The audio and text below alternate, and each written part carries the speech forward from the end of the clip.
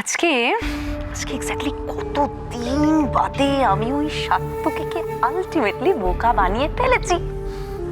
You know something, আগে হলে কি হতো আমি জানি না, কিন্তু আজকাল দেখি ওই ওই বোকা বউটার সাথে থাকতে থাকতে সাত্তকী কি বোকা হয়ে গেছে। উফ,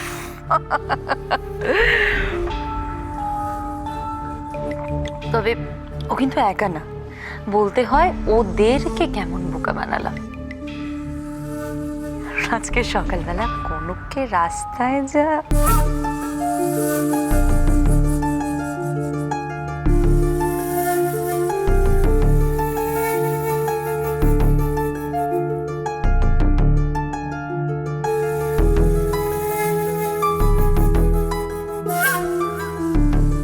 আর কিছু না, এবার শুধু অপেক্ষা সাত্তকীর লাইফে আমার রিএন্ট্রির।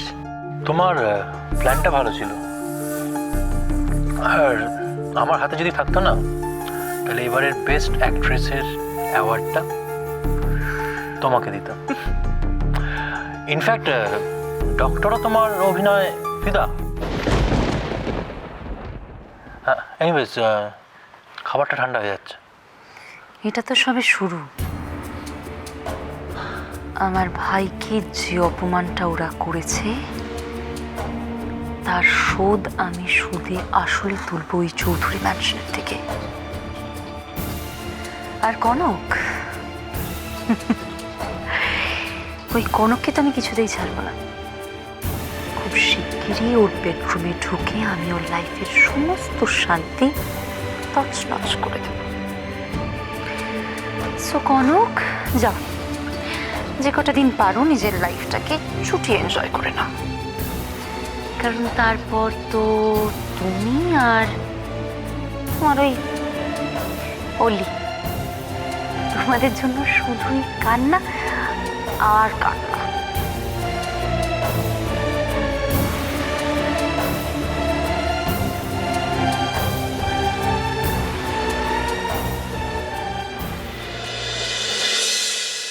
শুধু ডিনার হলে একটা কথা ছিল, তার উপর পিঠে পায়েস সত্যি অপূর্ব হয়েছিল খেতে। হ্যাঁ, আমি তো লোভ সামলাতে না পেরে পুরোটাই কিনে।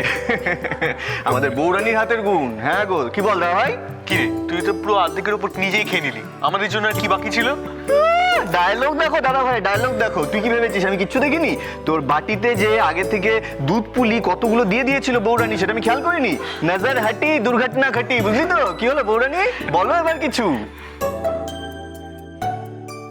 আরে তুমি এদিকে এসো, দাঁড়িয়ে আছো, এদিকে এসো, এসো এসো। আর ছোটদা ভাই থাক, মানে আমার মনে হচ্ছে যে আপনাদের আড্ডা থেকে এবার আমাকে ব্রেক নিতে হবে। কাল খুব ভোরে আমাকে বেরোতে হবে, তার উপর যা খাওয়া দাওয়া হলো এখন মনে হচ্ছে টান টান করে একটা ঘুম দিই। বাবা অলি, তোমার ডাক্তারবাবু তো ভীষণ নিয়ম কানুন মেনে চলে গো। হ্যাঁ দেখছি, বাপরে, টাইমলি ঘুমোতে যাওয়া, টাইমলি ঘুম থেকে ওঠা, উফ কি পাংচুয়াল। না না, একেবারেই নয়, সেটাই কদিনে অলি বুঝেছে। আসলে আমাদের ডাক্তারদের রুটিনটাই সবসময় নার্সিংহোমের পেশেন্টের কন্ডিশনের উপর ডিপেন্ড করে। তাও তো এই বাড়িতে এসে কিছুটা রুটিন ফলো করতে পেরেছি, না হলে তো সারাদিন। আচ্ছা ঠিক আছে ঠিক আছে, বাকিটা আমরা অলির কাছ থেকে শুনে নেব। কি অলি চুপ করে আছে কেন, বলো কিছু। দেখো কিরকম লজ্জা পাচ্ছে। তাহলে অলি বলুক। আমার সত্যি খুব খারাপ লাগছে এরকম একটা জমাটি আড্ডা ছেড়ে যেতে, বাট কিছু করার নেই, আমার খুব টায়ার্ড লাগছে দাদা। না না, ওরকম কোনো ব্যাপার না, আমরা কিচ্ছু মনে করবো না, তুমি ওপরে গিয়ে শুয়ে নাও। Good night. Good night. শুভরাত্রি। বস বস বস দাদা ভাই, বস বস বস। আচ্ছা শুন, ছোটদা ভাই, আজ অনেকদিন পর একটা সুন্দর সন্ধে কাটালাম, কি বলিস? তোমাকেও অনেকদিন পর হাসতে দেখলাম।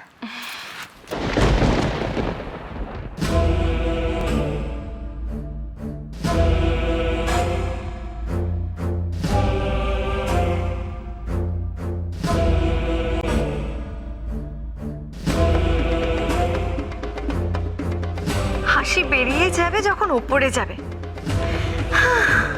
আসল কাজটা তো আমি করেই ফেলেছি। কনক, কনক সত্যি রে? হ্যাঁ, মুর্শিদাবাদে তুই যেরকম পিঠে পায়েস রান্না করতিস না, আজকেও ঠিক সেরকমটাই হয়েছে। আমার তো একটু মুখে দিয়ে পুরো সব পুরনো স্মৃতি মনে পড়ে গেল রে। ইস, কি দিন ছিল না। কিন্তু দিদি ভাই, তোমার তো মিষ্টি ভালোই লাগতো না, তুমি তো মিষ্টি দেখলেই পালাতে। না, খাই বুঝলি। একটু খাই, বেশ ভালোই খাও তুমি। তুমি কিভাবে ভাবছো আমি খেয়াল করিনি? হ্যাঁ, আমার পাতে থেকে একটা পাটিসাপটা দিব্যি একদম হাত কি সাফাই করে তুলে নিল, আমি সব দেখেছি, বুঝলে তো? ব্যাস অমনি ভুলভাল কথা শুরু হয়ে গেল তো তোমার। এই শোনো, আমি ওরকম কিছুই করিনি, বুঝেছো?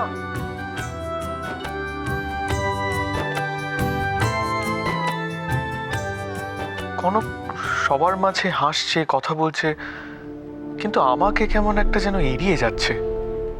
কেন? কি হয়েছে ওর? আচ্ছা এক সেকেন্ড, এটা কি ঠিক হচ্ছে? কোনটা? এই যে অরূপ তো অলরেডি ওপরে চলে গেছে শুতে, অথচ ওর বউকে আমরা সবাই মিলে এখানে আড্ডায় আটকে রেখেছি, এটা কি ঠিক হচ্ছে? হ্যাঁ, আরে বাবা, অরূপেরও তো ইচ্ছে করে না মাঝে মাঝে ওর বউয়ের সাথে একটু টাইম স্পেন্ড করতে। দিদিভাই কিন্তু একদম ঠিক বলেছে অলি। অরূপ তো একাই চলে গেল, তুমি গুড নাইটও বললে না। ও কিন্তু জেগে বসে আছে। দেখ, তোমরা যে কি বলো না। আরে বাবা, শুনলে না? ও তো বললো যে ও কাল সকালবেলায় বেরোবে, তাই চলে গেছে। আর এতক্ষণে নিশ্চয়ই ঘুমিয়ে পড়েছে। তাহলে তো তোর আরোই যাওয়া উচিত। হ্যাঁ, কাল সকালে অরূপের আগে উঠে তুই ওর জন্য জলখাবারটা রেডি করবি, তারপর ওর সব গুছিয়ে দিবি। আর শোন, আমাদেরও কিন্তু জলখাবারটা তুই বানাবি কাল। আচ্ছা, আমাদের অলি ভোরবেলা উঠে বরের জন্য জলখাবার বানাচ্ছে, ভাবা যায়? হ্যাঁ, আমার বই গেছে। না অলি, এবার কিন্তু তোমার উপরে যাওয়া উচিত। অরূপ হয়তো অপেক্ষা করছে। যাও। যা। আসছি, গুড নাইট। Good night.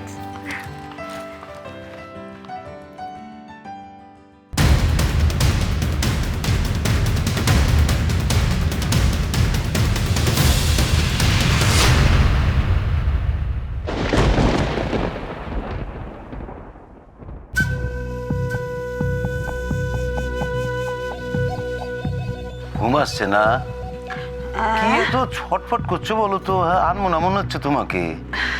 আরে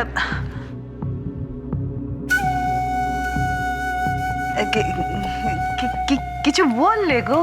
আমি বাবা শোনো, এখানে বসো বসো, আমি রামায়ণটা পড়ছি, শোনো না, বসো।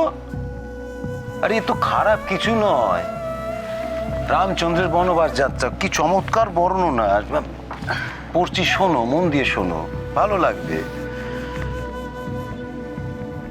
আমি মরছি নিজের জ্বালায়, উনি শোনাতে এলেন রামের বনবাস। মেয়েটা কাজটা করতে পারলো কিনা কি জানে। একা সব দিক নজরে রাখা চারটিখানি কথা নাকি গো? কি হলো, তুমি শুনছো? আরে তোমাকে তো আর মনে হচ্ছে কেন? শুনছি তো গো, তুমি বলো না, বলো বলো বলো, শুনছি। না শোনো শোনো,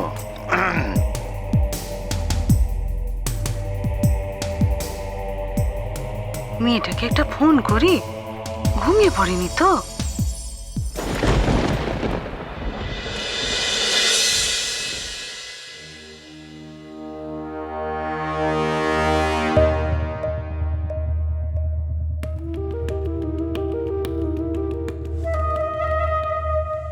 এখন রাখছি।